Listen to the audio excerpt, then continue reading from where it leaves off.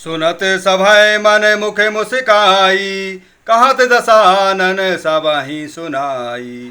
भूमि परा करे गहत आकाशा, लघुता पसे करे बाग विलासा। श्री राम जय जय रामा, श्री राम जय सिया रामा। पत्रिका सुनते ही रावण के मन में भयभीत होने लगा, परंतु मुख से ऊपर से मुस्कुराता हुआ वह सबको सुनाकर कहने लगा, जैसे कोई पृथ्वी पर पड़ा हुआ हाथ से आकाश को पकड़ने की चेष्टा करता हो, वैसे ही यह छोटा तपस्वी लक्ष्मण बाग विलास करता है, डींगे हाँकता है। कह सुखनाथ सत्य सौ बाणी, समुझत छाड़ी प्रकृति अभिमानी। सुनहु बचन मम परिहरि क्रोधा, नाथ राम सन तजहु विरोधा। सुखदूत कहता है, हे नाथ, अभिमान स्वभाव को छोड़कर इस पत्र में लिखी सब बातों को सत्य समझिए, क्रोध छोड़कर मेरा वचन सुनिए।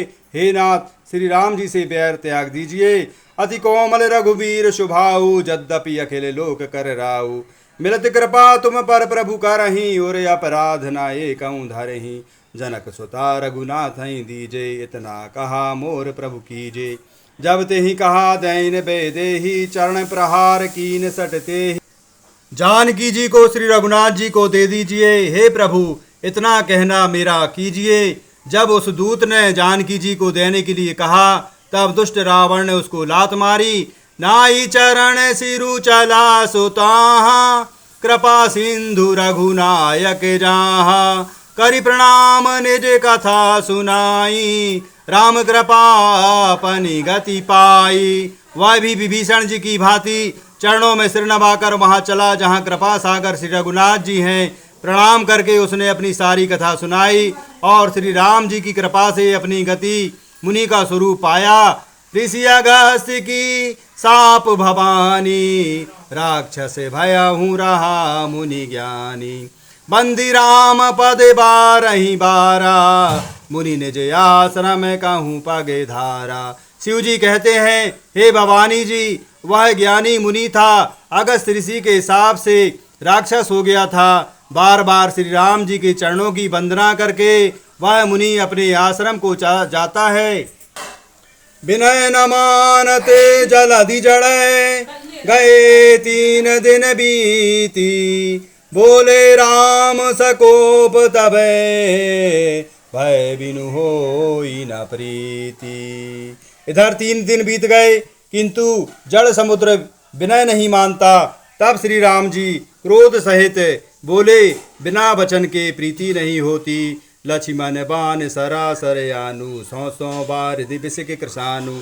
60 सन विनय कुटिल सन प्रीति, सहज कृष्ण सन सुंदर नीति। हे लक्ष्मण जी, धनुष बाण ले आओ, मैं अग्नि बाण से समुद्र को सोख डालूंगा। मूर्ख से विनय, कुटिल के साथ प्रीति, स्वाभाविक ही कंजूस से सुंदर नीति, उदारता का उपदेश।